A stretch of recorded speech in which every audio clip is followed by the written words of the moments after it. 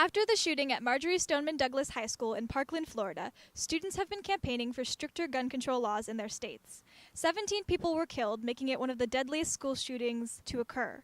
We asked top lawmakers about what should be done in California. In the wake of the Florida shooting, what do you think should be done to promote school safety? You know, there's a lot. I think we need to be real about the conversation. I think people get very emotional, as they should, because when lives are lost, I mean, it just breaks our heart. It breaks the heart for those of us who are friends and have family. I can give you several examples of that. I think we've got to come together, both Republicans and Democrats, put all the ideology aside, sit down together and see what we can do to be able to solve the problem. Well, we definitely should not be arming teachers or putting more guns on campus, as has been suggested. California has some of the strictest gun laws in the entire country, and I get a lot of those questions. Oh my gosh, look what happened in Florida. What are we doing? Well, we've banned assault rifles. We've put limits on the amount of ammunition that can be in a single magazine. We've made it more difficult in assault rifles to be able to swap out the magazines, so slowing down a potential shooter. But the NRA has a very, very strong lobby, even here.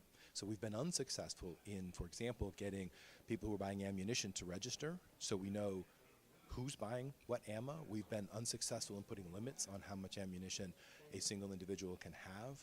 So there are a lot of things we could still be doing, even in California, but we're getting to the point where it becomes more and more difficult given the opposition, and the NRA has a tremendous influence even here. Well, in California, we have laws. I don't know if they would have prevented it or not, but we have fewer mass shootings because we don't allow the purchase of that type of weapon. And further, we have restraining orders that people close to the possible assailant can say this person shouldn't be able to have a gun, and that happened after the Santa Barbara shooting. We have all sorts of laws, and there's a proposition passed that Lieutenant Governor Newsom helped put on the ballot, which says fairly soon you're going to also need a permit to buy ammunition. I don't know what the age restriction is on guns, but I'll bet if it's under 21, somebody's going to have a bill to make sure you have to be 21 to buy a weapon. That's a really tough issue. I don't know if you know, but California has probably some of the most strict gun regulations in the country. But I think it needs to be countrywide. I think it needs to be nationwide, that we have effective gun control measures. For example, that was an assault rifle. We need to renew the assault ban nationwide, not just in California, because guns can travel across borders. And, you know, it's one thing to own a gun and have the right to own a gun. It's another to have an assault rifle.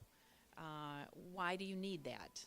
Interesting that you would look at school safety at the first versus the exacerbated problem that we have with guns. You know, the legislature, you know, a lot of the people who don't want to control guns are talking about, let's make every school into a fortress and let's put money into mental health. There's sort of code right now for people who don't want to look at the problem of too many guns and no restrictions on folks that have guns. So I don't look at school safety just like I don't look at this courthouse safety. If people didn't have guns, nobody just walks into a school because they just thought that they want to do.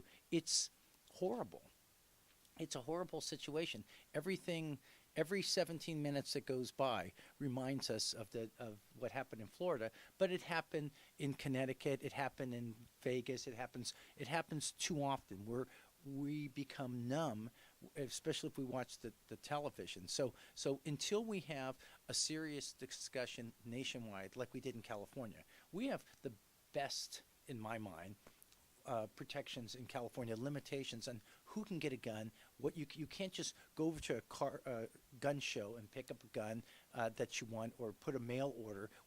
We do background checks. We try to tighten up who has the availability. We have to have a discussion. You know, I could be Alexander Hamilton here and say the Second Amendment does not give you a right to have an unlimited arsenal of guns. Who thought that? Not Hamilton and Jefferson and Madison that wrote the Federalist Papers and wrote the Constitution. They said you have a right to bear arms. It was bearing arms is against an invader, that we have a right.